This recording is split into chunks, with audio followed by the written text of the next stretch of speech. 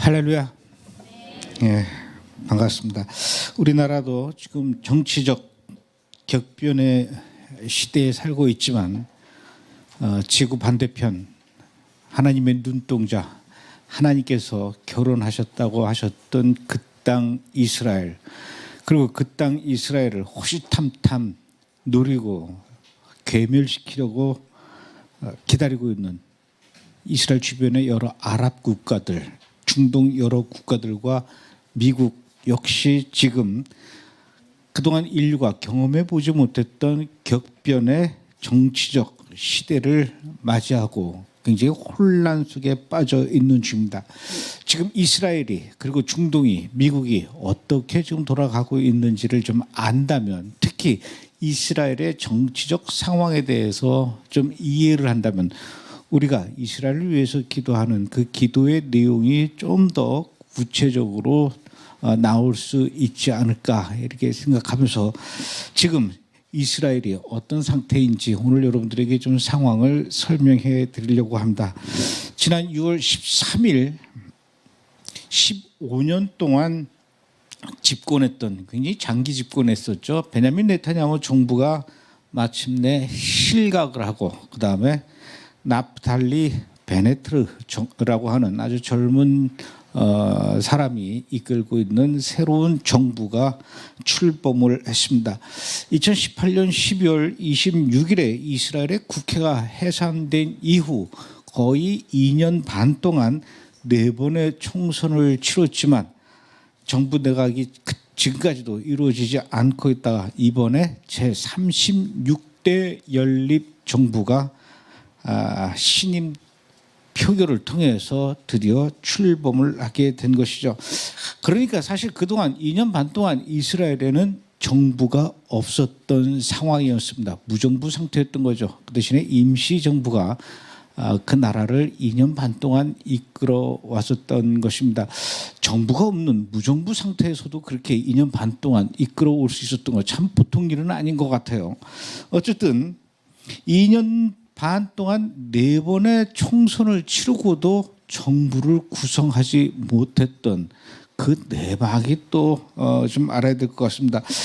먼저 이스라엘의 그 총선 방식에 대해서 좀 설명을 해야 될 것 같아요. 우리나라에서는 국회의원을 뽑을 때 국회의원들이 이렇게 각 당의 배경을 갖고 번호를 받고 그 다음에 이제 개인이 후보로 나오게 되면 우리 유권자 입장에서는 과연 어떤 국회의원 후보가 이 나라와 우리 지역구를 잘 이끌어갈 것인가를 이렇게 선택해서 투표를 하지만 이스라엘은 인물에게 투표를 하는 게 아니라 그 인물들이 속해 있는 정당을 투표하는 겁니다. 그렇게 되면은 어느 정당이 가장 그 많이 유권자들의 표를 얻느냐에 따라서 그만큼 기다리고 있던 각 정당의 비례대표들이 순서대로 국회의원이 되는 형식이 되는 거죠. 그런 다음에 그렇게 해서 이제 120명을 뽑는 건데 그렇게 해서 이 120명의 국회의원이 뽑히는데 그 중에서도 어느 정당이 가장 많은 비례대표를 확보하느냐 이게 중요하겠죠. 그러면은 그 120명 중에 과반수인 61명의 국회의원 비례대표로 61명의 국회의원을 확보하는 정당이 그날의 집권 야당이 되면서 그 안에서 이스라엘의 내각들 각부 장관들을 다 거기서 임명을 하고 그리고 그 정당의 대표가 이스라엘의 총리가 되는 그런 형식입니다. 그런데 1948년에 이스라엘이 건국한 이후 지금까지 어떤 정당도 총선에서 단 한 번도 과반수인 61명을 뽑힌 적이 없었어요. 왜냐하면은 제가 작년까지만 해도 확인했을 때는 이스라엘의 정당이 47개더라고요. 예. 그러니까 워낙 많은 그 정당들이 있으니까 국민들도 헷갈려가지고 막 정신없는 거죠. 왜 이렇게 정당이 많은가? 이 유대인들의 특성이 있습니다. 말들이 많아요. 그리고 의견들이 다 다릅니다. 그 사람들은 그런 생각을 갖고 있는 것 같아요. 내 생각이 저 사람하고 똑같으면 기분 나쁜 것 같아. 그래서 유대인들한테는 이런 얘기가 있습니다. 2명의 유대인이 모이면 3개의 정당이 생긴다. 뭐 이렇게 얘기할 정도로. 저는 제3성전이라는 영화, 다큐멘터리 영화를 만들었는데 그 다큐멘터리 때문에 유대인들을 만나서 얼마나 많은 그 유대인들을 만나서 인터뷰를 해봤겠습니까? 그랬더니 이 제3성전에 대한 의견도 이 유대인들마다 생각이 다 다릅니다. 그래서 혹시 어떤 사람이 한국분이 유대인들은 이런 사람이다라고 얘기를 하면은 그 말은 틀린 말이에요. 뭐라고 이렇게 규정을 할 수가 없습니다. 제가 그 제3성전에 대해서 이렇게 취재를 하고 막 돌아다니니까 어떤 유대인이 이렇게 얘기를 해요. 우리가 제3성전이 마지막에 필요한 거는 맞지만 네가 이렇게 그 돌아다닌다고 해서 그 될 일이 아니라 때가 되면 하나님께서 제3성전을 하늘에서 내려주실 거다. 건물을 내려주신다는 얘기예요. 그러니까 너는 이렇게 지금 돌아다니지 말고 한국에 가서 있다가 내려온다라는 소식이 들리면 그때 와라. 그걸 찍으면 된다. 그 대신에 네가 조심해야 될 것은 워낙 이 제3성전 건물이 크기 때문에 밑에 깔릴 수 있으니까 좀 멀찌감치 찍어라. 이렇게 얘기하는 분이 있고요. 이게 유대인들의 또 일부 생각입니다. 또 어떤 유대인은 건물이 내려오는 거는 맞지만 건물 속이 텅 비었다. 그러니까 건물을 지을 필요는 없지만 건물이 내려온 이후에 그곳에서 제사를 지낼 때 필요한 이 기물들은 만들어야 된다. 이렇게 얘기하는 사람들이 있어요. 또 어떤 사람은 아니다. 건물도 우리가 만들어야 되고 기물도 우리가 만들어야 된다. 이거 가지고 서로 의견들이 다 다르더라고요. 이 정도로 생각이 다 다르다 보니까 정치적 입장은 오죽 각자의 생각들이 다 다르겠습니까? 그래서 한 번도 이 120명의 과반수를 넘는 61명 이상 이 국회의원을 확보한 정당이 없었어요. 15년 동안 집권했던 이 베냐민 네타냐후가 대표로 있었던 리쿠드당이라고 하는 당에도 역시 61명을 넘기지 못했었기 때문에 어떻게 해야 되느냐. 결국은 여러 정당들이 모이는데 그중에서 제일 그 의석수가 많은 정당이 있겠죠. 이 의석수 많은 정당을 중심으로 해서 야 우리에게 10석만 더 필요한데 네가 좀 보태줄래? 같이 할래? 그래서 정당이 이렇게 모여서 마음에 맞는 정당이 모여서 61석이 되면 이제 이렇게 해서 정부 내각을 형성할 수 있고 그중에 가장 대표되는 사람이 총리가 되는 겁니다. 좀 복잡하죠. 그러면서 다른 정당과 이렇게 그 연합을 할 때 너는 몇 석이니? 우리가 지금 그 20석이 더 필요한 거야. 41석인데 20석이 더 필요하니까 너네는 7석이지.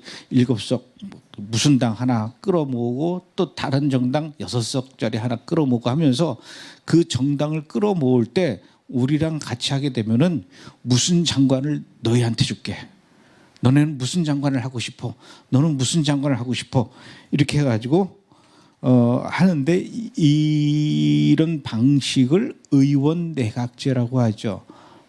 우리나라는 대통령제지만 일본이 그렇게 합니다. 일본이 의원 내각제, 또 독일도 의원 내각제, 영국도 의원 내각제 이렇게 돼갑니다. 그래서 영국은 여왕이 있고 그 밑에 이제 총리가 있죠. 또 독일도 역시 독일도 대통령이 있어요. 근데 독일 대통령은 사람들이 잘 모르더라고. 독일 대통령이 있고 그 밑에 메르켈 총리가 있고 일본도 국왕이 있고 천황이라고 그래요. 국왕이 있고 그 밑에 또 이 총리가 거기는 이제 수상이라고 하죠. 이런 식으로 되어 있는데 역시 이스라엘도 대통령이 있고 그 밑에 총리가 있는 겁니다. 그런데 이제까지 2년 반 동안 계속 선거를 하면서 한 번도 어떤 당도 61석을 모은 적이 없었기 때문에 정부가 형성되지 않은, 그래서 또 다시 선거하고 또 다시 선거하고, 그래서 네 번째 겨우 총선을 끝내고 나서 이번에 61석을 모았는데, 이번에는 어떻게 모았냐면은 베냐민 네타냐후가 싫은 정당들은 죄다 모여라, 이렇게 된 거예요.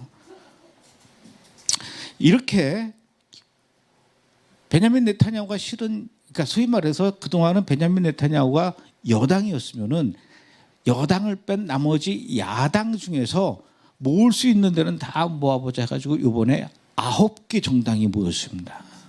9개 정당. 이번에 9개 정당이 모이면서 그나마 그 중에서 제일 의석수가 많은 정당이 17개의 의석을 가진 아티드당의 야일 라피드라고 하는 아주 중후한 멋있는 남자가 당 대표로 있는 그 아티드당의 라피드가 사람들을 막 끌어모은 거예요. 그런데 17석에서 61석을 모으려면 많이 모아야 되죠. 그러니까 9개 정당을 끌어모은 겁니다.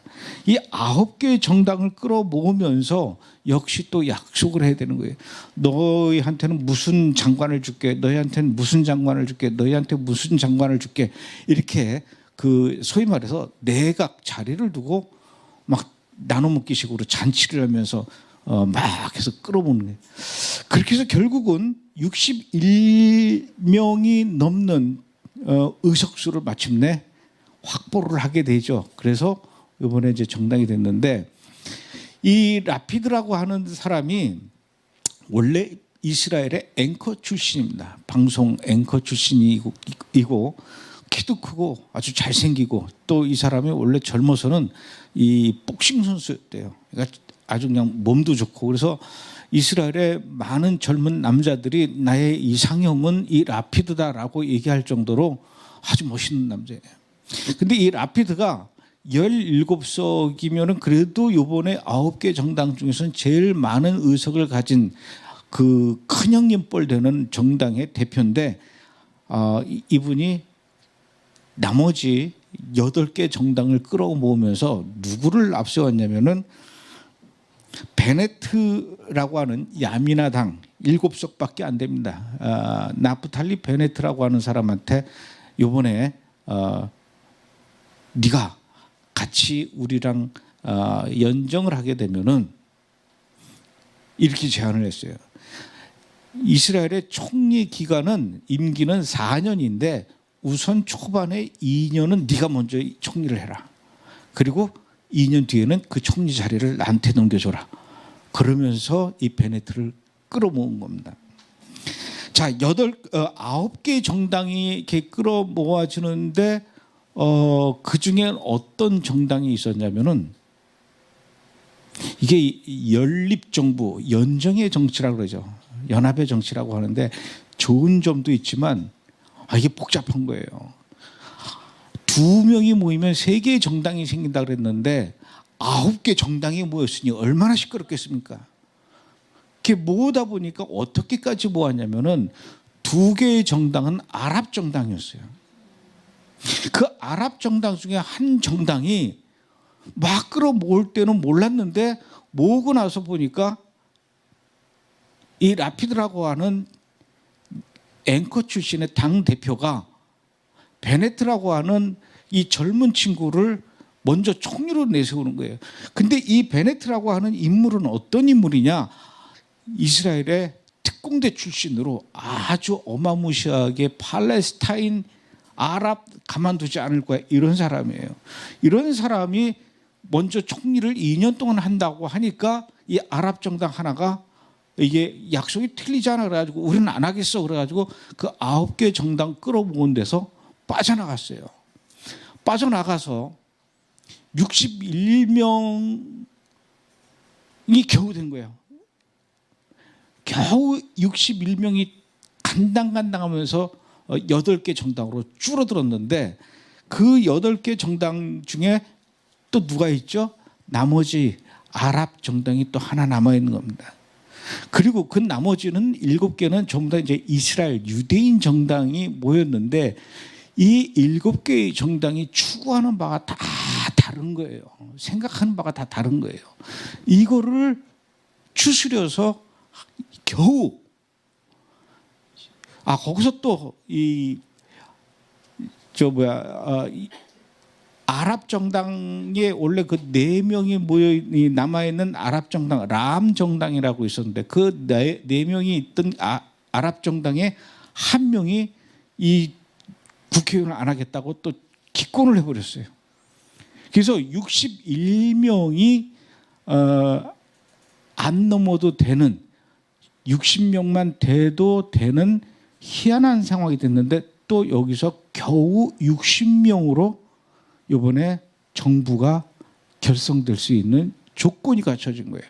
하여튼 이번에 굉장히 간당간당하게 됐는데 그래서 지금 그 이스라엘의 정부를 8개의 이 정당이 모여서 정부를 이끌어가는 이런 상황을 뭐라고 표현하냐면 무지개 정부다라고 얘기하지만 오합지졸 정부다. 또 이런 얘기도 있어요. 서로 각자의 의견이 다 다른데 이것을 다 추스리다가 8개의 정당의 어느 국회의원이라도 한 명이라도 난 도저히 이 인간들하고 같이 못하겠어. 나는 탈퇴할래. 그리고 빠져나가게 되면 어떻게 될까요? 60석 중에서 한 명이라도 빠져나가면은 정부를 구성할 수 있는 요건이 또 상실이 되면서 어떻게 됩니까? 이 정부가 국회가 해산이 되는 거예요. 또 총선을 해야 되는 거예요. 그러니까 현재 이스라엘의 이 정부 상황은 이건 제가 표현하는 겁니다. 쟁반 위에 유리구슬 하나 올려놓고 이거 안 떨어지도록 얼마나 지금 균형을 아슬아슬하게 잡아가고 있는 한 명이라도 마음에 안 들어서 뛰쳐나가면은 이 정부가 와야 되는 이런 상황이에요. 그야말로 물이 가득 든 유리컵을 들고 지금 100m 달리기를 하고 있는 이런 상황과 다를 바가 없다. 이렇게 생각을 하시면 될 것 같아요. 이것을 이끌어가고 있는 게 바로 49살의 젊은 정치인 나프탈리 베네트라고 하는 사람입니다. 그런데 이 베네트라고 하는 사람이 제가 조금 전에 말씀드렸던 것처럼 이스라엘 특공대 출신 2006년 레바논 전쟁 때 아주 혁혁한 이 전투 성과를 올렸던 그야말로 이스라엘 특공대에서는 전설과 같은 인물이다 이렇게 얘기를 하는데 그동안 베냐민 네타냐후도 굉장히 보수이고 강성인 것으로 알려져 있지만 베냐민 네타냐후는 저리 가라 할 정도로 이 새로운 총리는 더 보수 강성이다 이렇게 알려져 있었습니다. 이 베네트라고 하는 인물은요 이스라엘에서 태어나긴 했지만 히브리 대학교에서 로스쿨을 공부한 사람이에요. 굉장히 똑똑한 사람이죠. 그러고 나선 그걸 졸업하고 미국으로 건너가서 IT, 이 스타트업, 벤처 기업을 하나 만들었는데 이게 또 대박이 났어요. 그게 결국은 이 벤처 기업을 미국에다 팔고 이스라엘로 왔는데 얼마에 팔았냐면 1억 4,500만 달러에 팔았다는 거예요. 거의 한 1,800억 정도를 받고 팔고 이스라엘로 돌아온 거예요. 자, 특공대 출신이죠. 로스쿨 졸업해서 똑똑하죠. IT 기업 해가지고 돈을 1,800억 정도 벌었죠. 그야말로 이스라엘의 엄친아 중에 엄친아란 얘기죠. 이스라엘로 돌아온 이후에는 베냐민 네타냐후의 비서실장으로 일을 하면서 이스라엘 정치계에 입문한 사람입니다. 이 베네트라는 사람은 그동안 자기의 정치적 그 색깔을 어떻게 얘기했냐면 서한지구 이스라엘에 가면 웨스트뱅크라고 해서 그 팔레스타인 자치지역에 있는데 그 안에 제가 좀 이따 다시 또 설명하겠지만 그 안에 유대인 정착촌이라는 게 있어요. 그렇게 전 세계에서 유대인 정착촌 건설은 불법이니까 빨리 철수하라고 얘기했지만 이 베네트라는 사람은 무슨 소리야 정착촌이 왜 문제야 앞으로 이 정착촌에 서한지구에 정착촌을 더 만들어 나가야 돼라고 주장을 하면서 그야말로 이 정착촌 내 서한지구 내 정착촌의 아버지, 선구자 이런 칭호를 받았던 사람입니다. 그래서 저는 이번에 베네트가 총리직을 먼저 한다고 그런 얘기를 들으면서 무슨 생각을 하게 됐냐면 이제 팔레스타인 니들은 죽었어. 와, 서한지구 안에 있는 유대인 정착촌 사람들 너무 좋겠다. 그리고 실제로 막 정착촌에 있던 유대인들이 얼마나 이 베네트가 총리가 됐다라는 거에 기뻐하면서 박수를 치고 막 난리였습니다. 이번에 총리로 취임할 때도 취임사에서 뭐라고 얘기했냐면 앞으로 미국이 이란과 핵 합의를 다시 복원하는 거 가만두지 않겠다. 이것을 반대한다. 이렇게 강력하게 미국의 대이란 정책에 대해서도 비판했던 사람이 바로 현재 49살의 나프탈리 베네트라고 하는 인물입니다. 이 사람이 지금 현재 이스라엘의 총리죠. 원래는 이 베네트가 선거 운동할 때 뭐라 그랬냐면 내가 만약에 우리 정당이 표를 많이 얻어서 우리 정당의 국회의원들이 많이 생기게 되면은 물론 우리 혼자만으로 61석을 만들 수 없기 때문에 다른 당하고 또 이렇게 연합을 해야 되겠죠. 그럴 때에도 절대로 나는 이스라엘에 있는 저 아랍 정당하고는 연정하지 않을 겁니다. 어떠한 경우에도 나는 아랍 정당하고 합치지 않을 겁니다. 이렇게 주장하면서 선거 운동을 해왔는데 결과적으로 보니까 어떻게 됐어요? 이번에 라함 정당이라고 하는 3석짜리 아랍 정당을 끌어안은 거예요. 이것을 보면서 이제 서서히 이스라엘 국민들은 베네트의 생각과 베네트의 정치관과 베네트의 색깔에 대해서 의심을 하기 시작을 했습니다. 이스라엘의 정부 여당이 아랍 정당과 연정을 하는 거 이거 결코 우습게 볼 일이 아닙니다. 이거 굉장히 심각해지는 문제예요. 왜냐하면 이 아랍계 정당이라는 것은 팔레스타인 사람들의 입장을 대변할 수밖에 없는 그들만의 이 사명이 있거든요. 이들의 목소리가 결국은 이스라엘 정부 안에까지 들어와서 국회의원이 아니라 국회가 아니라 정부 내각까지 이 아랍 사람들이 들어와서 자기네들의 의견과 이 아랍 사람들, 팔레스타인 사람들의 목소리를 대변하게 될 경우에는 굉장히 심각해지는 문제가 한두 가지가 아니라는 얘기죠. 아무리 어떻게 그래도 그렇지 국가의 이익을 생각한다면 정권을 차지하는 것이 목적이라고 해도 아랍 정당과의 연합은 있을 수 없는 일이다. 이게 지금 이스라엘의 정치권과 국민들의 생각인데 현실은 그렇게 돼버렸습니다. 첫 번째로 이 베네트 정부가 아랍 정당을 끌어안고 출범한 지 한 달도 안 돼서 드디어 그런 일들이 문제가 현실로 드러났습니다. 오늘이 며칠이죠? 9일 그저께네요. 7월 7일 날 얼마 전에 드디어 그런 일들이 이스라엘에서 현실로 일어났습니다. 이스라엘엔 가족통합법이라는 게 있어요. 이건 뭐냐면은 이스라엘 국적을 가진 사람이 비유대인과 결혼할 수 있게 하는 법입니다. 이것은 외국에 있는 이스라엘 국적의 유대인이 그곳에 있는 다른 사람과 결혼했을 때 이스라엘로 들어와서 살게 되면 그 사람에게도 이스라엘 시민권을 주는 것이죠. 이게 가족통합법인데 단 이게 왜 그러냐면 유대인이 외국에 나가서 공부를 하든 사업을 하든 뭘 하든 나갔다가 그곳에 있는 현지인과 눈이 맞아서 사랑에 빠져서 같이 살고 싶은데 이걸 법으로 허락해 주지 않고 이스라엘에서 시민권으로 인정해 주지 않는다면 이스라엘에 들어올 수가 없잖아요. 결혼했는데 같이 사는데 부인은 이스라엘 시민권을 안 준다고 해서 데리고 들어올 수는 없지 않습니까? 그런 사람들을 위해서 결혼할 수 있는 알리아를 할 수 있게 하려고 알리아를 장려하기 위해서 만든 법인데 이 법은 1년에 한 번씩 이것을 연장을 계속해 왔던 겁니다. 그런데 문제는 이 법을 이용한 사람들이 있었어요. 누구냐면 바로 팔레스타인 사람들입니다. 이 팔레스타인 사람들이 유대인과 결혼을 해서 이스라엘 시민권을 받은 뒤에, 이스라엘 시민권을 받으면 이제 이스라엘 사람이 됐으니까 얼마나 이스라엘의 보호 아래 있겠습니까? 법의 보호 아래. 그거를 이용해서 테러를 일으키는 거예요. 이건 아주 의도적인 거죠. 2002년 3월 31일 하이파에서 식당에서 자살 폭탄이 일어났습니다. 많은 사람들이 죽었어요.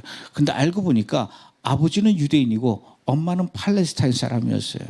그 사이에서 태어난 이세가 이게 정체성을, 민족적 정체성의 혼란을 겪게 됩니다. 이세들이 이스라엘 시민으로는 성장을 하지만 어머니가 됐든 아버지가 됐든 팔레스타인에 그 피가 흐르게 되면은 이게 그쪽의 정체성에 이게 막 헷갈리는 거예요. 심지어는 그 팔레스타인 그 가문에서 이 이세에게 너는 이스라엘 사람이 아니다. 너가 그렇게 태어난 것은 팔레스타인 민족을 위해서 태어난 것이다. 어떻게 해야 될까요? 민족을 위해, 팔레스타인 민족을 위해서 네가 희생을 해. 이런 정신 교육을 받는다는 겁니다. 그래서 결국은 그래서 실제로 팔레스타인 2세들을 적진 내부에서 자유롭게 활동할 수 있는 핵심 파트너로 키우자. 이게 팔레스타인 테러 조직의 이게 정책이라는 거죠. 2012년 텔아비브 버스 폭탄 테러가 일어났습니다. 2015년, 2017년에도 비슷한 사건이 일어났는데 이 사건들이 전부 다 팔레스타인 사람과 유대인이 결혼한 상태에서 배우자가 저지르거나 아니면 그 이세가 일으켰던 폭탄 테러가 계속 일어나는 거예요. 2001년 1월 달에 무슨 일이 있었냐면 지금부터 20년 전 얘기죠. 근데 저는 그때 그 사건을 너무나 충격적으로 그때 신문 기사를 읽었는데 2001년 1월 달에 이스라엘 청년이 남자가 어찌어찌하여 팔레스타인 여자와 이메일로 연애를 하기 시작했어요. 얼굴은 한 번도 보지 못하고 이메일로 주고받고 하다가 너무나 깊은 사랑이 이 인터넷으로 자란 거예요. 그게 얼마나 보고 싶겠습니까? 그러나 상대방은 팔레스타인 사람이고 이거 어떻게 해야 되나 그래서 너무나 보고 싶긴 하지만 꾹 참다가 그래 이건 우리 사랑은 도저히 이루어질 수 없는 것 같으니 그냥 헤어지자. 그러나 헤어지기 전에 한번 볼까 말까 하는데 그 여자로부터 꼭 좀 얼굴을 보고 헤어졌으면 좋겠다라는 이메일을 받고 둘이 만났어요. 그래서 차를 타고 드라이브를 하면서 얘기하다가 마지막 헤어지기 직전에 이 팔레스타인 여자가 으슥한 데 가자고 이렇게 얘기를 해가지고 확 갔는데 거기가 어디냐면 라말라라고 하는 예루살렘 바로 옆에 있는 팔레스타인 자치적인 거긴 줄 모르고 갔겠죠. 밤중이다 보니까. 어느 으슥한 그 숲속에 차가 들어갔을 때 갑자기 총을 든 무장괴한들이 이 차를 앞뒤로 에워싸고 여자를 차 안에서 끌어내렸습니다. 그리고 여자는 비명을 지르면서 끌려나갔는데 그 이후에 이 무장괴한들이 차 안에 있던 이스라엘 남자를 향해서 기관총을 난사해서 그 자리에서 즉사를 시켜버렸어요. 죽어버렸습니다. 끌려나간 그 팔레스타인 여자는 어떻게 됐을까요? 다른 무장괴한으로부터 돈을 받으면서 수고했어. 그동안 고생했어. 돈을 받고 떠나가버렸다. 이런 일이 이스라엘에서 있었습니다. 그래서 이 가족통합법을 계속 1년 동안 연장하는 대신에 이런 일들이 계속 일어나고 있어서 그 가족통합법 밑에 시행령에는 뭘 두었냐면은 이스라엘 국적의 유대인이 다른 나라 사람들과 결혼해서 이스라엘로 왔을 때 시민권을 주는 것은 용납은 하지만 단 가자 지구에 살고 있는 팔레스타인 사람이나 사마리아 지역에 살고 있는 팔레스타인 사람과 절대로 결혼할 수 없다. 결혼해도 그에게 이스라엘 시민권을 주지 않는다. 이런 조항이 들어있었던 거예요. 이 시행령이 포함된 가족통합법이 계속 1년 동안 연장이 되고 1년이 연장이 되고 그리고 이번에도 그것이 또다시 연장이 돼야 하는 이 시점에서 드디어 이 이스라엘 정당의 이 국회의 아랍 정당, 람 정당이 여기에 뭐라 그래야 됩니까? 딴지를 걸었다 그래야 되나? 안 된다. 이것은 더 이상 연장시킬 수가 없다. 만약에 연장을 시키려면 이 시행령을 빼라. 그럼 우리는 연장시켜 주겠다. 그래서 결국은 이것이 통과되지 못하는 일이 일어났습니다. 이 법은 이제 없어져 버렸어요. 앞으로 이스라엘에서 유대인이 이스라엘 국적의 사람이 다른 나라 사람과 결혼했을 때 이스라엘로 데리고 와서 시민권을 받을 수 없을지 그건 아직 잘 모르겠지만 저도 거기까지는 잘 모르겠는데 어쨌든 이 법은 매년 1년씩 연장하다가 이번에 연장되지 못하면서 자동적으로 없어져 버리는 이런 기가 막힌 일이 현실로 일어났다는 얘기죠. 벌써부터 이스라엘 정부에서 아랍 정당의 입김이 세지기 시작한 겁니다. 그러니까 호시탐탐 이 연정이 깨지기를 또 바라는 정당이 있죠. 누굽니까? 뺏겼던 네타냐후가 이때 틈을 타가지고 바로 질르지 않습니까? 역시 노련한 정치 구단의 대선배답게 뭐라고 얘기하냐면 무조건 반대만 하는 게 아니라 너네들이 그렇게 하니까 어설픈 거야. 이렇게 해야지 하면서 쫙 또 훈수를 뒀습니다. 앞으로 어떻게 될지 모르겠지만 이스라엘의 언론이나 서방 세계의 언론들은 현재 이렇게 이스라엘 정부를 보면서 이거 오래 못 가겠다. 이러다가는 오래 못 가겠다. 이렇게 얘기하는 사람도 있지만 또 반대로 아니다. 오히려 더 잘 갈 수 있다. 왜냐? 서로의 그 의견이 다른 것만 맞춰주기만 하면 된다. 그러면 오래 갈 수도 있다. 이렇게 얘기하지만 그 맞춰주는 게 쉽지 않다는 얘기죠. 서로 정당과 정당이 연정을 하면서 네가 우리와 함께 힘을 합쳐서 정부를 구성하게 될 경우에 너네가 요구하는 바를 우리가 들어주고 우리가 요구하는 바를 너희가 들어주고 서로 밀약을 한 겁니다. 약속을 한 거예요. 이 약속했던 것들이 처음에는 몰랐는데 이제 정부가 꾸려지고 나서 한 달 정도 지나니까 서서히 언론사를 통해서 그 약속의 내용들이 드러나기 시작하는데 그 내용들을 보니까 와, 이거 지금 현재 이스라엘 정부는 좌파 정부네? 라는 결론을 내릴 수밖에 없는 그런 내용들이 나온다는 얘기죠. 왜 좌파 정부라고 하느냐? 과연 이스라엘 정부가 우파 정부냐 좌파 정부냐 이것을 판가름하는 중요한 기준은 팔레스타인 문제를 어떻게 보느냐 이걸 가지고 결정하는 거예요. 팔레스타인 문제, 가자 지구의 하마스 문제에 대해서 강력하게 대응하고 이건 용납할 수가 없다. 우리는 한치도 물러설 수가 없다라고 하면 이건 당연히 우파죠. 그러나 그게 아니라 무슨 소리야. 팔레스타인도 인정을 해주고 우리가 함께 살아야지. 아니야. 그동안 우리는 팔레스타인에 대해서 너무 잔혹하게 했어. 이제 앞으로는 우리가 팔레스타인 문제를 바라볼 때 생각을 바꿔야 돼. 이렇게 되면 이스라엘은 좌파 정부라고 본다는 얘기죠. 분명히 베네트라고 하는 인물은 선거 운동할 때만 해도 팔레스타인 자치지구에 있는 그 유대인 정착촌 문제에 대해서는 분명한 입장을 갖고 있었습니다. 그런데 알고 보니까 이 아랍 정당하고 이스라엘의 이 베네트라는 그 인물이 속해 있는 정당하고 이것을 연정을 하면서 말도 안 되는 약속을 한 거예요. 양보를 한 거예요. 자, 뭘 양보했는지 지금부터 설명을 해드리겠습니다. 이스라엘에는 이 서한 지구라는 게 있죠. 이 서한 지구에는 A구역, B구역, C구역 이렇게 나눠져 있습니다. A구역은 팔레스타인 사람들이 자치적으로 치안과 행정을 너네끼리 다 알아서 해라. 이게 A구역입니다. 이 A구역에는 절대로 유대인들이 들어갈 수가 없어요. 이 A구역이 어디냐? 베들레헴이나 이런 데입니다. 라말라, 여리고 A구역입니다. 그래서 이스라엘 가보신 분들은 혹시 보셨을지 모르겠는데 베들레헴이나 여리고나 이런 데를 들어갈 때 오른쪽에 이렇게 시뻘건 간판이 있어요. 여기는 A 구역이니까 절대로 이스라엘 시민권자를 가진 사람은 들어가서는 안 됩니다. 법으로 이렇게 정해져 있습니다 하고 아주 대문짝만하게 큰 간판이 있었습니다. 여기는 들어갈 때 좀 분위기가 으시시하죠.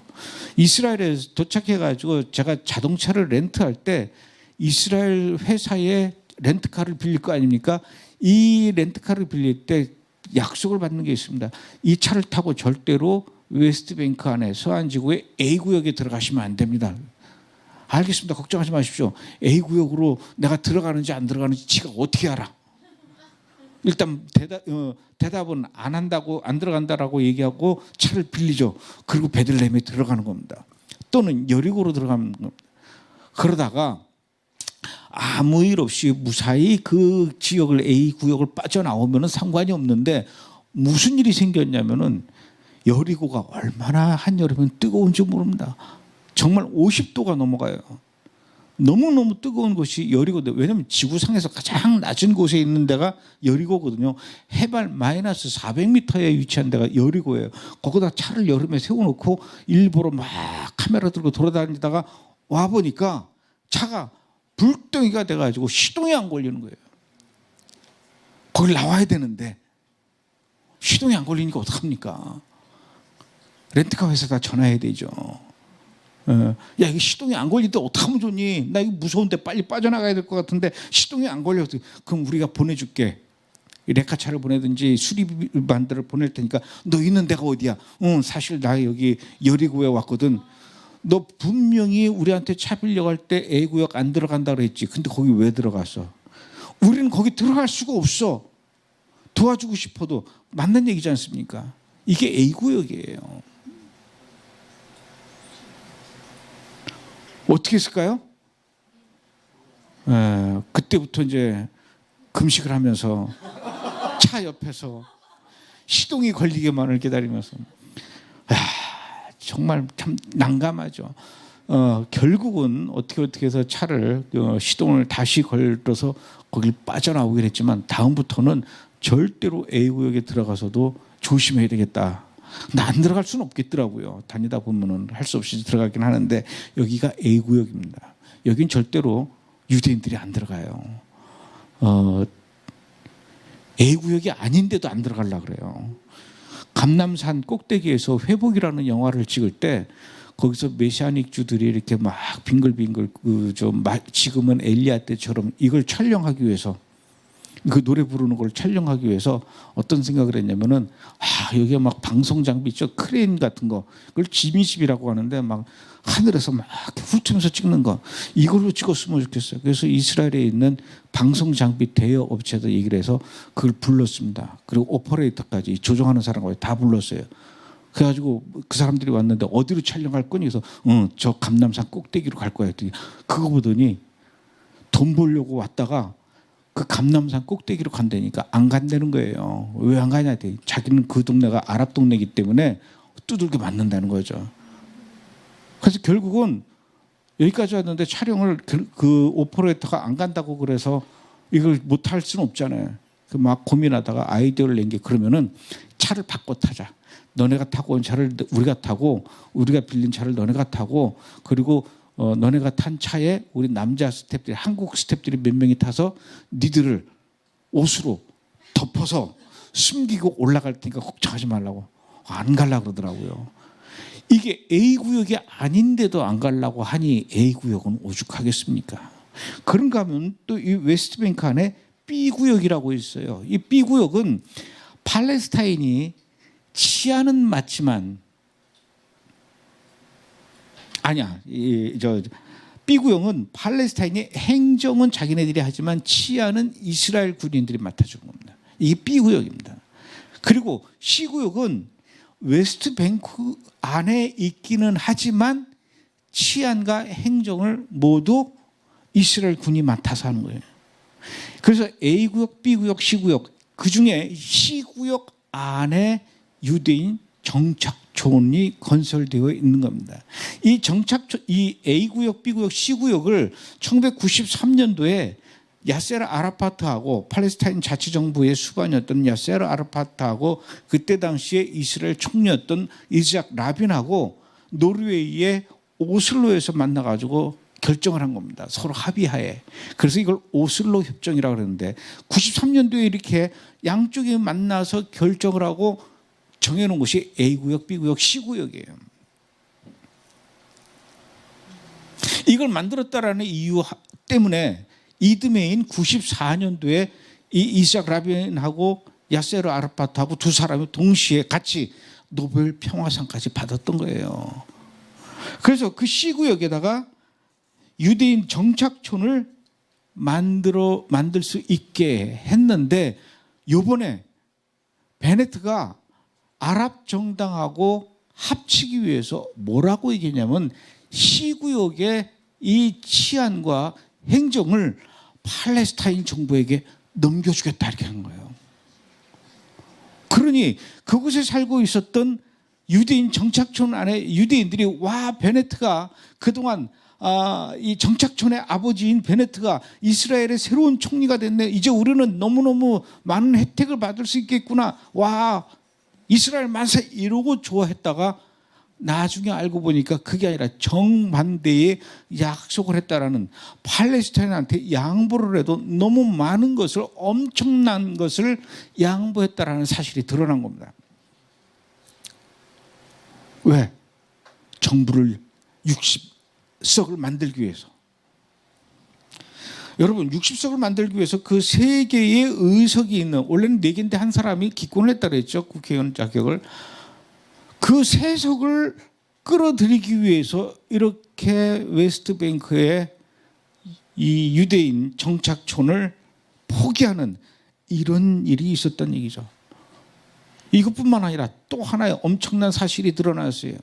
지난 5월 10일부터 열 하루 동안 이스라엘과 가자지구의 하마스와의 전쟁이 있었죠. 이 전쟁이 왜 일어났냐면은 예루살렘 바로 옆에 셰이크 자라라고 하는 마을이 있습니다. 이 셰이크 자라는 지금부터 1000년 전부터 그곳에 유대인들이 살고 있었어요. 1000년 동안 지금까지 계속 살고 있는 거예요. 그런데 그 사람들 중에는 어떤 사람들은 그 땅에 돈을 주고 땅 문서를 구입해서 지금까지 사는 사람도 있는 거예요. 그런데 1947년에 유엔이 이 팔레스타인 분할안이라는 것을 결정하면서 예루살렘을 동예루살렘과 서예루살렘으로 나눠버립니다. 그리고는 서예루살렘을 이스라엘 영토로 주고 동예루살렘을 요르단 영토로 줘버렸어요. 그런데 이 1000년 전부터 유대인들이 정식으로 돈을 주고 땅 문서를 가지면서까지 살아왔던 이 셰이크 자라가 동예루살렘으로 속해버리는 거예요. 어떻게 됩니까? 나와야죠. 왜냐? 여기 이제 요르단 영토가 되어버렸으니까.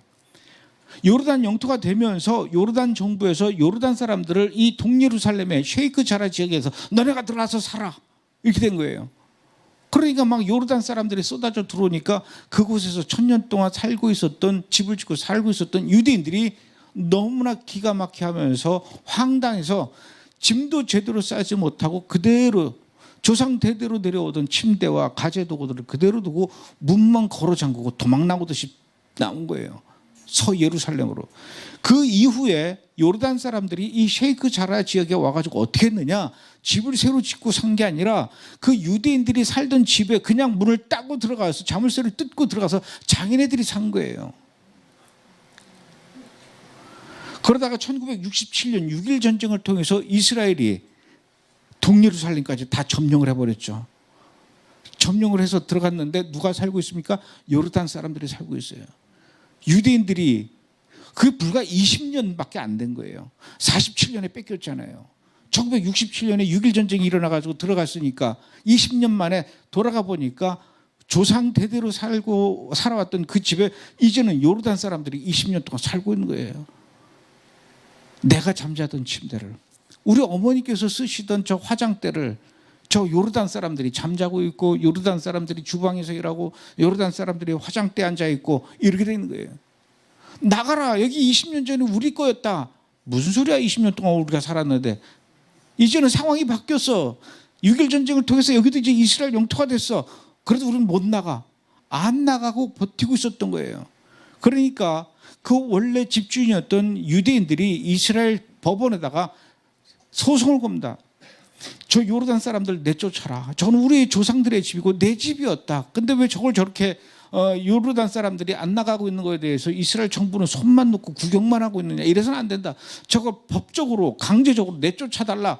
이렇게 소송을 걸어왔는데 이제까지 그것이 결정이 안 난 거예요. 그러다가 이번에 50년 만에 오케이 맞아요. 이거는 이 집은 저 유대인의 집이 맞고 요르단 사람들이 불법 점령하고 있는 거야. 전 내보내야 돼. 당장 나가시오. 법원이 그렇게 대법원에서 결정을 내렸어요. 여러분 재밌는 게 그 대법원의 판사들이 그 결정을 내릴 때 그 대법원 판사들 중에 누가 있었냐면은 아랍 판사도 있었던 거예요. 그러니까 1947년에 쫓겨났던 그 유대인들 중에 그 집을 이제 되찾게 됐다라는 것 때문에 얼마나 기쁘겠습니까? 동시에 그곳에서 불법 점령하면서 살고 있었던 그 요르단 사람들은 무슨 소리야, 우리는 못 나가 하면서 폭동이 일어난 거예요. 그 폭동이 결국은 전쟁으로 번진 게 이번 전쟁이었어요. 그 사람들은 그 내막은 잘 모르지. 전쟁 난 것만 알고. 또 이스라엘 애들은 전쟁 못해서 안달이야죠. 가자지구에 불쌍한 팔레스타인 사람들, 어린애들, 여자들 다 죽이고 이게 뭐하는 짓이야 저 이스라엘 놈들. 내막도 모르면서 그렇게 막 난리를 치잖아요. 사실은 그 전쟁의 배경은 이렇다라는 거죠. 그런데 이번에 베네트가 그 세석의 아랍 정당 국회의원들이 속해 있는 람 정당을 끌어들이기 위해서 뭐라고 얘기했냐면 그 셰이크 자라의 그 주택을 팔레스타인 사람들에게 그대로 주기로 약속을 한 거예요.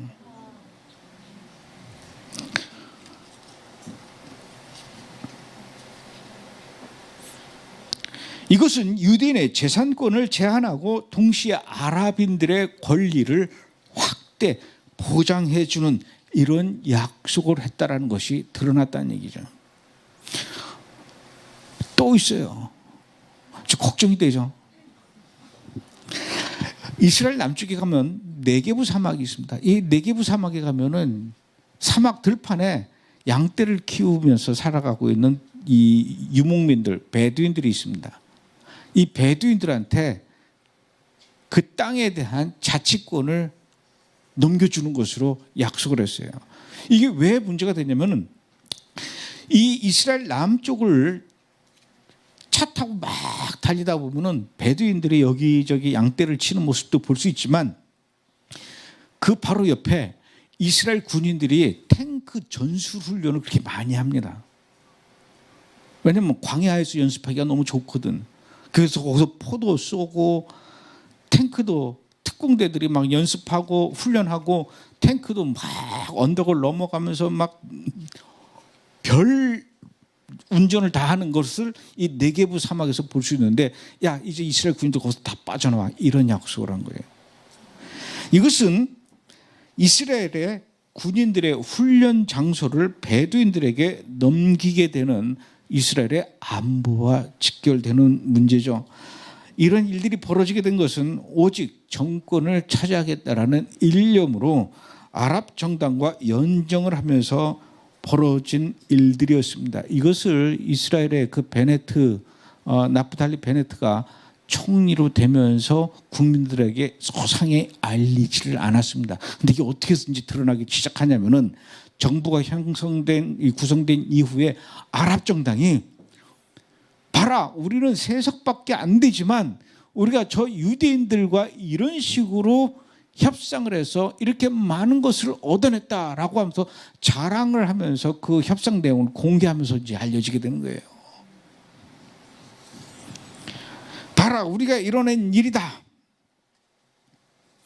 이거 이제 알게 되면 이스라엘 국민들이 어떻게 되겠습니까? 여기저기서 니들 물러나라. 시위가 일어날 수 있죠. 시위가 일어나면 이스라엘 정부 입장에서는 이걸 또 막아야 되기 때문에 여기저기서 강하게 이 시위를 막는 일들이 또 일어나면서 이스라엘은 저 하마스와 팔레스타인 테러리스트와의 전쟁뿐만 아니라 이스라엘 국민들과의 싸움이 일어나게 되는, 그래서 총알이 아니라 이 최루탄이 이스라엘 국민들을 향해서 쏘게 될 일이 이제 앞으로 창창히 남아있다는 겁니다.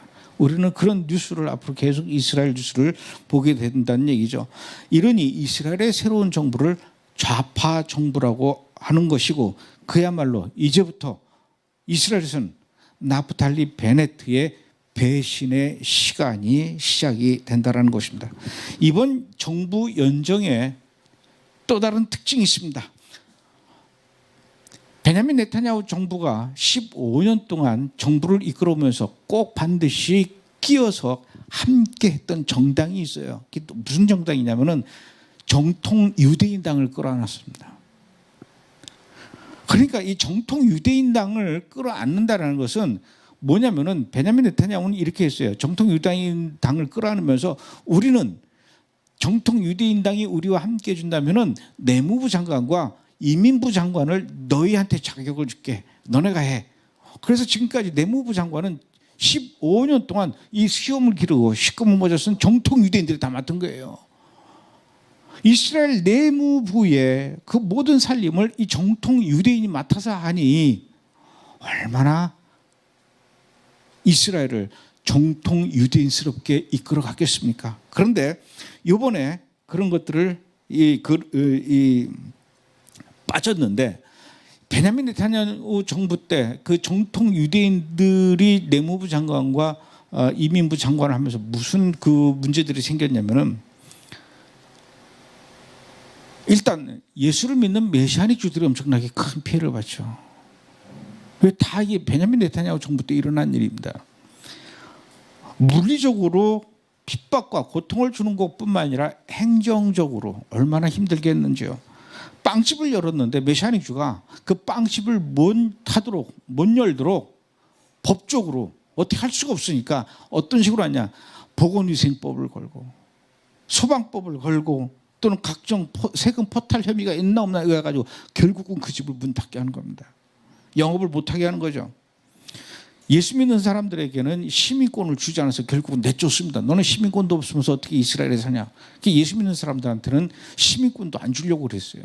그래서 그거 가지고 맨날 메시아닉주들이 이스라엘 정부와 법정소송 벌이고 몇 년 동안 법정소송하면서 돈 쓰고 지치고 그러다 결국은 법정에서 패배하면서 쫓겨나가고, 어떤 사람은 쫓겨나가기도 하고 어떤 사람은 아직까지도 소송 중인 사람도 있고, 이게 지금까지의 이스라엘에서 예수를 믿는 사람들이 받는 어려움들이었습니다. 뿐만 아니라 예수 믿는 유대인들은 이스라엘로 절대로 알리야를 못하게 했죠. 지금 한국에서 많은 그 사람들이, 많은 교회들이 이스라엘 알리야 운동을 위해서 기도하고 또 심지어는 돈을 후원하기도 하고 막 하죠. 그러나 지금까지 이스라엘 정부에서 외국에 있는 유대인들이 알리야하는 조건에는 예수를 믿는 사람들은 알리야를 안 시켰다는 얘기죠. 어떤 사람들은 외국에 나가가지고 여러분들 유대인들 여기서 이렇게 살지 말고 이스라엘로 알리야해야 됩니다 막 이렇게 얘기하는데, 그 중에 예수 믿는 사람들이 있을 거 아니에요. 당신도 이스라엘로 알리야해야 됩니다. 그러기 위해서는 이 예수 믿는 거 포기하고 개종을 하고 이스라엘로 알리야해야 됩니다. 이런 식이라는 얘기죠. 또는 반대로 종교가 없는 사람도 이스라엘로 알리야하게 한 다음에 이스라엘에 와서 결국은 몇 개월 동안 종교 교육을 받고 마침내는 유대교를 믿겠다라는 개종 서약을 해야만 이스라엘의 시민권을 주는 것이 현재의 이스라엘 알리야 귀환법이었다는 거예요. 그래서 이스라엘에서, 그러니까 외국에서 예수를 믿는 유대인들은 이스라엘로 알리야를 하고 싶어도 갈 수가 없는 거예요. 안 받아주니까. 또는 가려면은 예수 믿는 걸 포기해야 되니까 안 가는 것이죠. 제가 이스라엘에 가서 유대인들을 만나서 2시 55, 이거 5분밖에 안 남았네. 예수 믿는 유대인들을 만나서 인터뷰를 할 때 제가 조심스럽게 질문해야 되는 거가 있습니다. 당신은 예수를 믿고 있는데 언제 믿었습니까? 이걸 참 조심해야 됩니다. 이스라엘에 오기 전에 예수를 믿게 되었습니까? 오신 다음에 예수를 믿게 되었습니까? 이 얘기를 잘못했다가는 큰일 날 거예요. 왜냐? 이스라엘 오기 전에 예수 믿었지만 믿게 되었습니다라고 인터뷰를 저하고 하게 되면은 이스라엘 정부에서 그 인터뷰 내용을 듣게 되면 너 그러면 이스라엘 올 때 분명히 종교가 유대교라고 했는데 이스라엘 오기 전에 예수를 믿었다고 믿기 시작했다고 그럼 너는 거짓말한 거네. 너는 지금 범법자네. 쫓겨나 추방당한다라는 거죠. 그런데 이번에 정부는 이 정통 유대인 당이 빠져버렸어요. 이렇게 되면 어떤 일이 생기냐면은 지금까지 정통 유대인들이 받았던 혜택들이 있었는데 그 혜택들이 모두 사라지는 겁니다. 일단 군대를 안 갔었잖아요. 또 정부 지원금을 받았잖아요. 애를 많이 낳으면 많이 낳을수록 생활지원금을 인원수대로 받게 되니까 돈을 많이 받게 되는데 이거에 대해서 이스라엘 국민들이 불만이 많은 거예요. 나는 정통 유대인이 아닌데 내가 돈을 열심히 벌어가지고 국가에다 세금을 내면 그 세금으로 저 정통 유대인들은 일도 안 하고 기도만 하면서 국가로부터 세금으로 생활비를 받고 군대도 안 가고 이거에 대한 불만이 얼마나 많겠습니까? 사실은 이번에 베냐민 네타냐후 정부가 실각하게 된 그 결정적인 계기가 몇 년 전에 예루살렘에서 큰 데모가 일어났어요. 바로 이 세금을 많이 내대는 일반 이스라엘 국민들이 저 정통 유대인들도 일하게 해라. 정통 유대인들도 군대 보내라. 이거 가지고 데모를 일으켰는데 이거를 베냐민 네타냐후 정부가 잘 조정을 못했어요. 왜냐? 정통 유대인 잘못 건드리면 큰일 나거든. 나는 이 베냐민 네타냐후 정부하고 같이 못하겠어. 정통 유대인들이 빠져나가면은 정당에서 빠져나가면 이게 또 정부가 와해가 되니까 어떻게 해서든지 정통 유대인들이 원하는 바를 다 들어줘야 되는 거예요. 지난번에 4월 29일 날 갈릴리 북쪽의 멜론 산지에서 라그 바오메르라고 하는 아주 큰 유대인 정통 유대인들 축제가 있었는데 이때는요 전국에 있는 막 정통 유대인들이 모여가지고 거기서 막 축제를 벌여 불 피우고 막 축제를 하는데 지금은 코로나 사태니까 그렇게 많이 모이면 안 됩니다. 그래가지고 겨우 그래도 이제 이스라엘이 바이러스를 어느 정도 잡았다 생각해가지고 10,000명만 모이십시오라고 했는데 랍비들이 막 승질을 낸 거예요. 그럼 우리는 베냐민 네타냐후 같이 안 할 거야. 이 정치적으로 압력을 넣어가지고 결국은 어떻게 했냐면은 10,000명만 모이라고 했던 거를 그러면 무한대로 모이게 그건 무한대로 그래서 이번에 10만 명이 모인 거 아닙니까? 그러다가 사고가 나가지고 145명이 숨지는 대형 참사가 일어난 것도 바로 이런 정치적인 문제와 연결되어 있었는데 이제는 이 정부에서 정통 유대인당이 빠지면서 무슨 일이 생겼냐면 엊그저께 이제 그런 일들이 또 일어났습니다. 이번에 나타난 새로운 이스라엘의 재무부 장관이다. 돈과 관련된 장관이죠. 앞으로 이스라엘에서 그동안 정통 유대인 가정에게 지원했던 생활지원금을 중단하겠다 이렇게 발표한 거예요. 지금 큰일 났어요. 정통 유대인들이. 이번에 그 재무부 장관이 된 사람이 어떤 사람이었냐면 베냐민 네타냐후 총리 정부 때 국방부 장관 하던 사람인데 이 사람이 무슨 소리야 지금 나라가 이렇게 사방에서 적들이 우리를 공격해 오려고 그러는데 정통 유대인들은 군대 안 간다고 얘네들도 군대 보내야 돼 이거 가지고 베냐민 네타냐후 틀어져 가지고 정부가 깨진 거예요. 그랬던 국방부 장관이 이번 정부에서 재무부 장관 하면서 잘 됐어 이제 돈줄이 나한테 있으니까 저 정통 유대인들 생활지원비 다 막아버려 뿐만 아니라 저 정통 유대인들 군대 보내 여기 다음 달에 결정이 납니다. 그야말로 지금 이스라엘은 정통 유대인들이 난리가 난 그런 상황이라는 얘기죠. 이번에 연립정부에 참여한 또 다른 청백당을 우리가 유의 깊게 봐야 되는데 이 청백당은 또 굉장히 남녀 평등을 부르짖는 진보 정당입니다. 통곡의벽에 가면은 남자 구역이 있고 여자 구역이 있어요. 왜 하나님 앞에서 남자 여자를 구별해? 저 가운데 남자 구역과 여자 구역을 가로막고 있는 저 펜스를 없애버려. 이걸 주장하는 사람입니다. 안식일 요즘이 때가 어느 때인데 전 세계에서 얼마나 많은 이 전 세계 비즈니스 하는 사람들이 이스라엘로 오고 관광객들이 이스라엘로 오는데 안식일이라고 해서 버스가 안 다니고 안식일이라고 해서 병원이 쉬고 안식일이라고 해서 관공서가 쉬고 이게 말이 돼? 앞으로는 안식일에도 슈퍼마켓 문 열고 안식일에도 대중교통이 돌아다니게 해야 되고 이렇게 부르짖는 사람입니다. 정통 유대인 당연히 군대 가야지. 이렇게 남녀 평등과 인권을 우선시하는 이런 정책들을 지금 준비하고 있다는 얘기죠. 동시에 메시아닉 주들은 이제 좀 많이 나아지게 되겠죠. 앞으로는 그동안은 이 정통 유대인들을 향해서 얼마나 힘들겠는지 행정적으로. 메시아닉주 교회에 세금을 갑자기 2배로 내게 해가지고 세금 낼 돈이 없습니다. 좀 도와주십시오. 그런 메일을 많이 받았어요. 그런데 이번에 새로운 정부에서는 뭐라고 그랬냐면은 이스라엘의 여러 종교의 이 회당들 있지 않습니까? 유대교 회당, 또 이슬람보, 또 뭐 다른 종교의 그런 종교 시설들이 있는데 이 종교 시설로 들어오는 헌금에 대한 기부금에 대한 세금 공제를 지금까지 안 해줬는데, 다 해줬는데 유독 메시아닉주들이 모여서 예배드리는 그 교회만 세금 공제를 안 해줬었어요. 근데 무슨 소리야? 메시아닉주들도 이 사람들도 하나의 종교로 인정해 주면서 앞으로 메시아닉주 예배당에서도 교회에서도 헌금을 낸 사람들한테는 세금 공제 영수증을 해줘라. 이렇게 된 거예요. 이제는 전 세계에서 또는 이스라엘 안에서도 이 메시아닉주 교회에 헌금이 많이 들어올 수 있는 좋은 변화라면 변화가 이제 이스라엘 땅에서도 일어날 수 있다는 얘기죠. 알리야가 더 많이 일어날 수 있습니다.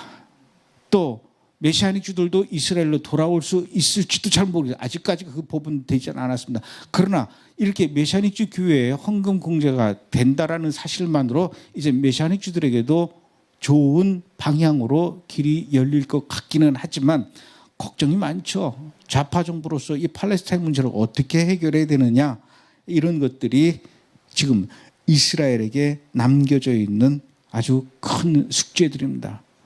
동시에 우리가 또 걱정이 될 것은 이렇게 자유와 진보와 인권과 이런 것들이 목소리들이 커지면서 이스라엘은 앞으로 더욱더 동성애와 대리모가 합법화되면서 그 어느 때보다도 예루살렘을 비롯한 이스라엘 전국이 소돔과 고모라가 지금도 되어가고 있지만 더 빠르게 그렇게 되어갈 거라는 거죠.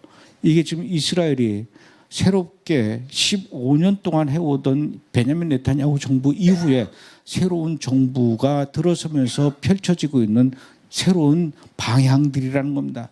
이런 것들을 우리가 알면은 이스라엘 위해서 어떻게 우리가 더 기도해야 될지를 알 수 있을 것 같아서 오늘 여러분들에게 소개를 해드렸습니다. 지금 이스라엘은 이렇게 정치적으로 혼란의 시기를 겪고 있습니다. 이스라엘 국민들은 현 정부에 대해서 굉장히 큰 분노를 하고 있고요. 국민들은 좌파와 우파, 진보와 보수 이렇게 나뉘어서 분열되고 갈등하고 있습니다. 이스라엘을 없애버리겠다고 핵무기 개발에 박차를 가하고 있는 저 이란에도 역시 초강성 지도자 이브라힘 라이시라는 사람이 또 대통령이 되었습니다. 이스라엘과 이란의 갈등은 점점 더 고조되어 될 수밖에 없게 되겠죠. 안으로 밖으로 하루도 편할 날이 없고 안으로 밖으로 이렇게 위기의 날들을 보내고 있습니다. 여러분들은 이스라엘 위해서 아주 뜨겁게 기도하는 분들로 알고 있습니다. 이제 여러분들이 이스라엘 위해서 기도할 때 그저 막연히 두루뭉술하게 기도하는 것보다는 이제 이스라엘의 정치적 상황, 사회적 상황, 종교적 상황을 어느 정도 조금은 알게 되었으니까 이제는 구체적으로 기도할 수 있는 기도 제목이 나올 수 있을 것 같아요. 우리 다 같이 기도합시다. 기도하실 때 이렇게 기도했으면 좋겠습니다. 하나님, 이스라엘의 위정자들이 자신들의 정권과 권력만 생각하고 하나님께서 허락하신 이스라엘 땅에 대한 주권과 권리를 포기하지 않고 내팽겨치지 않도록 여러분들 기도해 주셔야 됩니다. 이스라엘을 두 개로 나누려는 좌파 정부가 들어서기는 했지만 그럼에도 불구하고 이스라엘을 괴멸시키려고 호시탐탐 노리고 있는 적들의 공격에서 하나님 이스라엘을 보호하여 주옵소서. 이스라엘을 안전하게 해 주십시오. 이렇게 지켜달라고 기도해 주십시오. 그리고 그들의 시도가 성공되지 않도록 여러분 기도해 주십시오. 이스라엘 정부가 더 이상 이스라엘의 메시아닉 주들에 대한 그 어떤 행정적 물리적 핍박이 진행되지 않고 중단되고 그들이 부르는 찬양과 그들이 바루카바 바셈 아도나이를 외치는 그 기도 소리가 온 이스라엘 땅에 울려 퍼질 수 있도록 여러분들이 같이 기도해 주셔야 됩니다. 우리가 비록 멀리 있지만 그들의 애타는 그 기도에 우리의 기도를 더한다면 그들은 기도에 더 힘이 날 수 있고 외롭지 않을 것입니다. 여러분들 외롭지 마십시오. 여러분 뒤에 우리가 함께 있습니다. 여러분 이스라엘과 함께 메시아닉 주들과 함께 우리 대한민국이 있으며 우리 대한민국의 기독교인들이 당신들을 위해서 중보기도를 열심히 하고 있습니다. 이런 사실들이 그들에게 큰 위로가 될 것입니다. 외국에 있는 예수아를 믿는 유대인들도 이스라엘로 이제는 안심하고 당당하게 알리야할 수 있도록 여러분 이스라엘의 귀환법이 바뀔 수 있도록 기도해 주십시오. 우리가 이스라엘의 알리야를 위해서 기도하고 그 알리야를 위해서 물질적으로 여러 가지로 돕고 지원하는 것도 좋습니다. 당연히 그래야 되죠. 그러나 그것과 동시에 이스라엘의 귀환법이 바뀔 수 있도록, 그래서 예수님을 믿는 유대인들도 이스라엘로 당당하게 계속해서 많이 돌아올 수 있도록 그런 것들을 같이 기도해 주셨으면 좋겠습니다. 우리 다 같이 기도하겠습니다.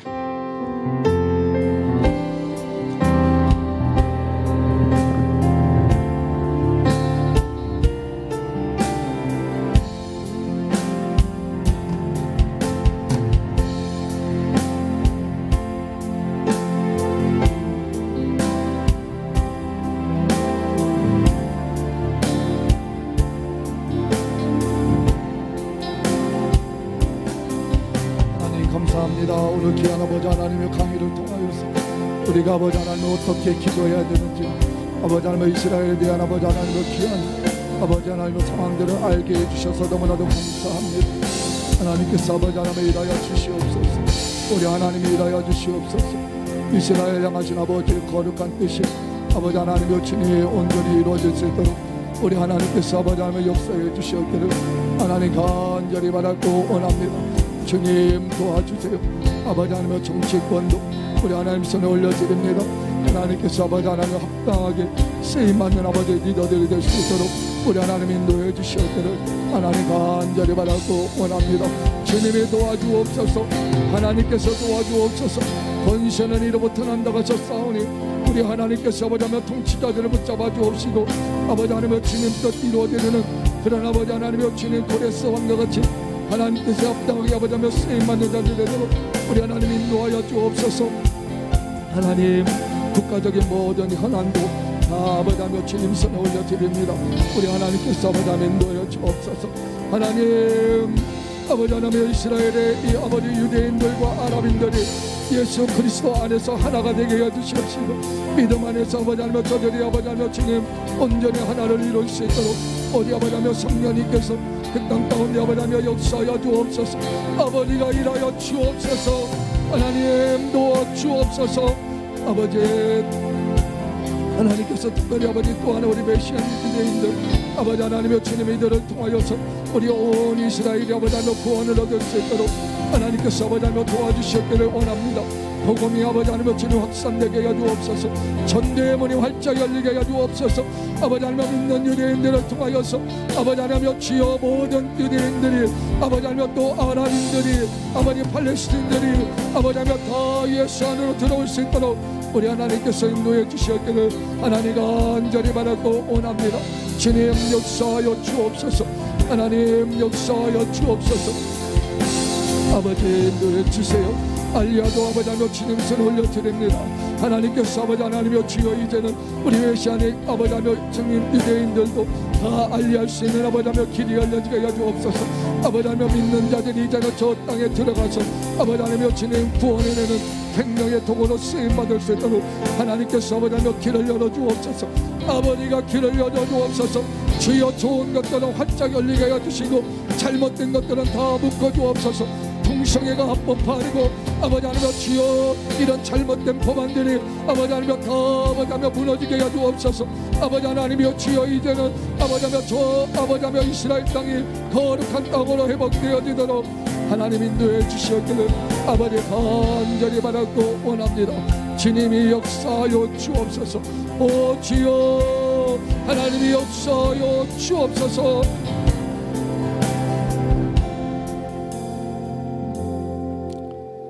예수님의 이름으로 기도드리옵나이다. 아멘. 우리 영상 짧은 거 한 1분밖에 안 되는 거 한번 보시고. 샬롬 샬롬 예루살렘 샬롬 샬롬 예루살렘 샬롬 샬롬 샬롬 샬롬 예루살렘 샬롬 샬롬 예루살렘 샬롬 샬롬 예루살렘 샬롬 샬롬 예루살렘 뜻만이 완전히 서는 것입니다. 하나님, 우리가 오늘도 바라보는 것은 주님 여호와의 뜻, 여호와의 말씀이 성취되는 것을 우리가 보기 원하오니 하나님, 당신의 말씀을 이루시옵소서. 당신의 언약을 이루시옵소서.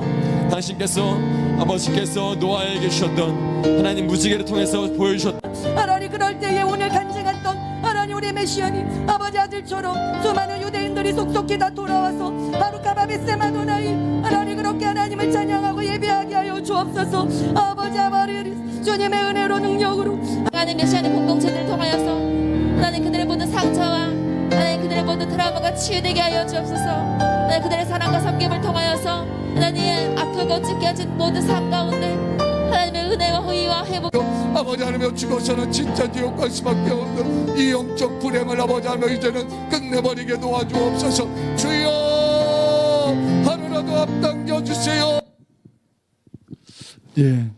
지금 이 모습은 매주 토요일마다 우리 이스라엘을 위한 기도 모임의 모습입니다. 그동안은 이 코로나 바이러스로 인해서 저희가 공개적으로 이 모임을 알리지 않았습니다. 이번 성회를 계기로 해서 저희가 이제 온라인으로 공개적으로 이렇게 이제 성출하면서 이 기도회를 가지려고 합니다. 오늘 말씀을 들으면서 그런 생각이 들었습니다. 정말 갈수록 참 어려워지는 그런 환경 속에 상황 속에 있는데 이때 하나님께서 가장 원하시는 것이 무엇일까?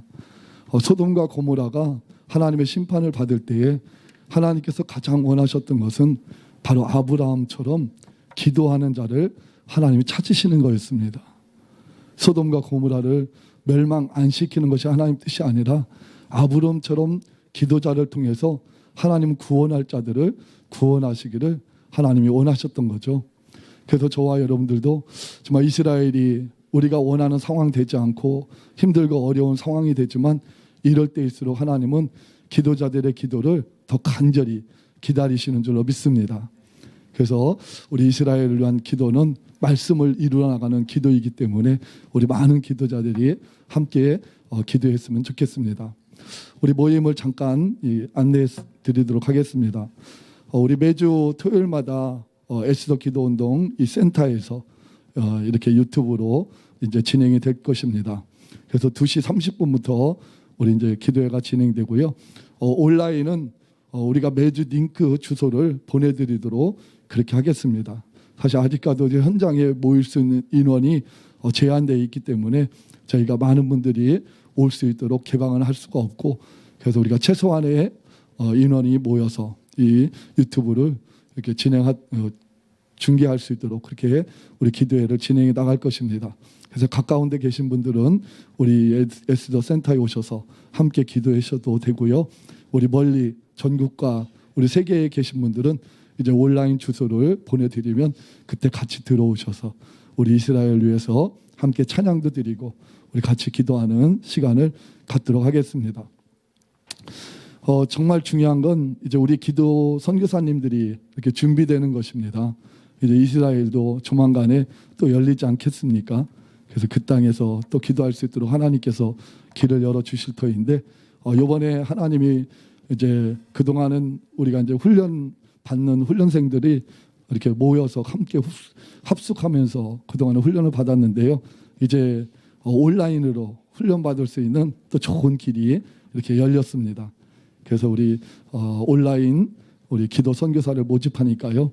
우리 또 여기에 여러분들이 하나님의 부르심이 있는 분들은 많이 이렇게 순종하시면서 함께 세워져 갔으면 좋겠습니다. 자세한 건 여러분들이 우리 에스더 기도운동으로 연락해 주시면 되겠습니다. 또 이 전화번호는 제 전화번호인데요.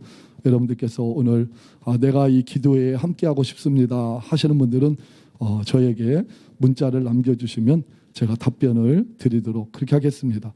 또 해외에 계신 분들은 이메일로 보내주시면은 저희가 성심껏 답변을 드리고 함께 참여할 수 있도록 그렇게 도와드리겠습니다. 우리 한번 같이 기도하고 여러분들이 특별히 하나님의 부르심 가운데 한번 좀 작정을 했으면 좋겠습니다. 뭐 다 이스라엘을 위해서 기도하시고 여러분들이 다 그렇게 하고 계시다고 믿는데 그래도 함께 할 때 하나님이 더 역사해 주시는 줄로 믿습니다. 그래서 하나님, 내가 이 모임 가운데 함께 하기를 원하십니까? 그때 하나님이 그렇게 응답 주시는 분들은 주저하지 마시고 여러분들이 연락 주시면 저희가 매주 기도하는 일, 또 그리고 기도 선교사로 세워지는 일에 저희가 적극적으로 여러분들을 돕도록 그렇게 하겠습니다. 우리 한번 같이 기도합니다. 우리 이사야 62장 6절로 7절 말씀 같이 믿음으로 함께 선포합니다. 예루살렘이여, 내가 너의 성벽 위에 파수꾼을 세우고 그들로 하여금 주야로 계속 잠잠하지 않게 하였느니라. 너희 여호와로 기억하시게 하는 자들아, 너희는 쉬지 말며 또 여호와께서 예루살렘을 세워 세상에서 찬송을 받게 하시기까지 그로 쉬지 못하시게 하라. 아멘. 기도 제목 함께 있습니다. 예루살렘 성벽이 파수꾼으로 세워주셔서 감사를 드립니다. 말씀을 따라 기도하도록 성령께서 인도하여 주옵소서. 온라인 이스라엘 기도 선교사와 매주 이스라엘 기도 헌신자들을 콜링하여 주시니 감사를 드립니다. 하나님의 부르심에 순종하게 하시고 감당할 능력을 부어 주옵소서. 매주 토요일 이스라엘 기도회를 보호하여 주시고 온라인 생중계가 잘 진행되게 하옵소서. 아멘. 우리 주여 한번 부르시니 합심하여 기도합니다. 주여, 하나님 아버지 감사합니다.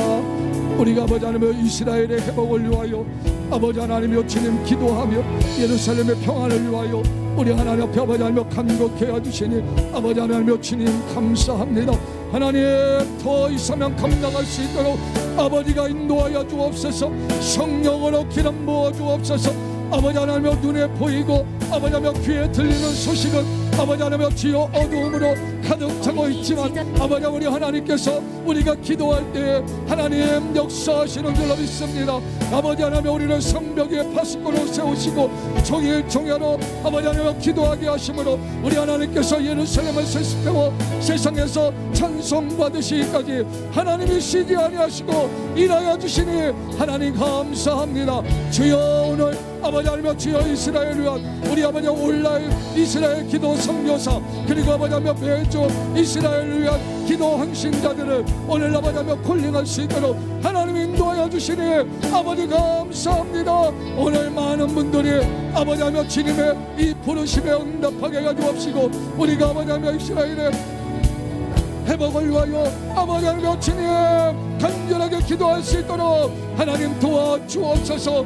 아버지 하나님이여 주여 이 일을 위하여 우리 아버지 하나님의 수도 기도 운동을 하나님이 써주시니 아버지 하나님 너무나도 감사합니다.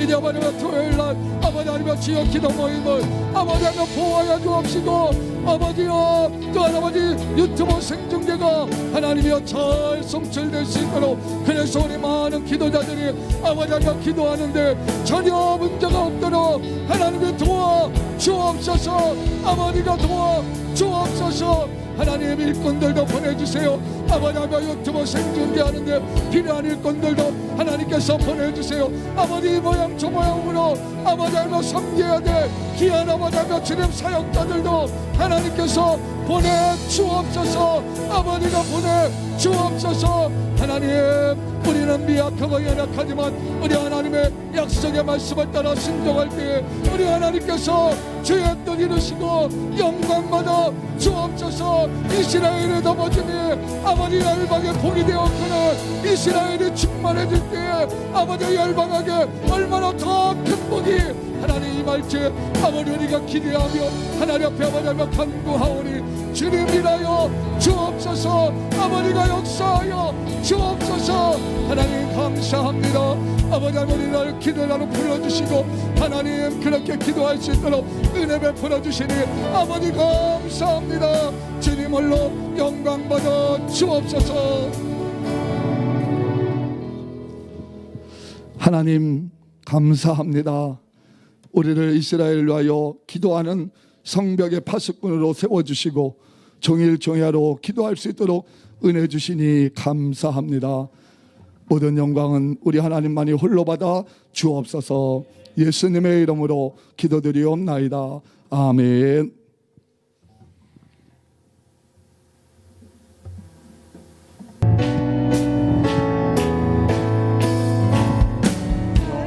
영광 영광 할렐루야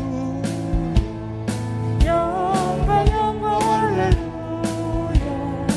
영광 영광 할렐루야 곧 승리하리라 영광 영광 할렐루야 영광 영광 할렐루야 영광 영광 할렐루야 곧 승리하리라 영광 더합니다. 영광 영광 할렐루야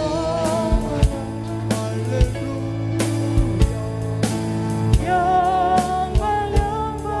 영광 영광 할렐루야 곧 승리하리라 곧 승리하리라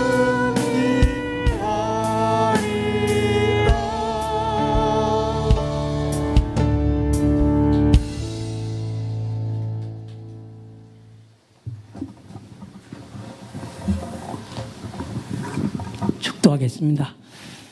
하나님 아버지 감사합니다.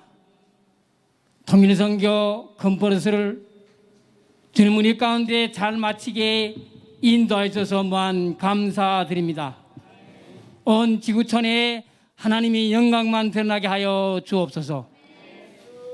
우주 만물을 지으시고 생명체들이 생사복을 주관하시며 길이요 진리요 생명 되시며 교회의 머리 되시고 우리를 죄에서 구원하여 주시고 영원한 생명의 소망 부활의 소망으로 인도하여 주시며 북한 땅에서 우상 숭배를 무너뜨리고 하나님 나라 회복을 위하여 남북한 복음 통일을 위하여 한국교회 회복을 위하여 지금도 살아서 역사하시는 우리 주 예수 그리스도이냐 하나님 아버지의 무한하신 사랑과 성령 하나님이 내주 인도 교통하심이 국내와 해외에서 눈물로써 간절히 기도드리는 사랑하는 형제 자매님들이 머리 위에야 각 가정과 자녀들 위에야 하시는 사역과 사업 위에와 간절히 빌곤하기는 북한 동포들과 자유인들 머리 위에 중국과 러시아 땅에서 핍박받는 살아가는 탈북민들 머리 위에 미국 교회와 세계 각국 여러 나라들의 교회 위에 한국 교회와 이스라엘 위에 복음 들고 세계 열방에 나와서 말씀을 증거하는 성교사님들과 가정 위에 에스도 기도운동 위에 지금으로부터 영원토록 함께 하시기를 간절히 축원합니다.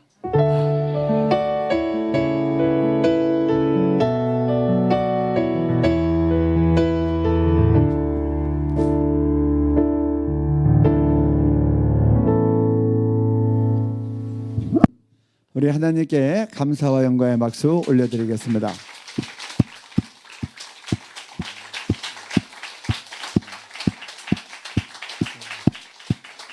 네, 자리에 앉으시고요. 마지막 광고 드립니다. 우리 27차 통일선교 컨퍼런스는 2022년 1월 17일 월요일부터 21일 금요일 낮 시간까지 진행이 되고 장소는 경기도 광주에 있는 광림교회 기도원 광림수도원을 우리가 전관을 빌렸습니다. 코로나19가 잘 해결돼서 우리 모여서 함께 기도할 수 있기를 바라고 그러나 함께 진행되더라도 이제 거점교회 운영은 계속할 것입니다. 그래서 여러분들 함께 하신 모든 분들께 감사드리고 수고하신 분들께 중심으로 감사드립니다. 이제 편안히 돌아가시고 또 우리 기도의 자리에서 뵙겠습니다. 감사합니다.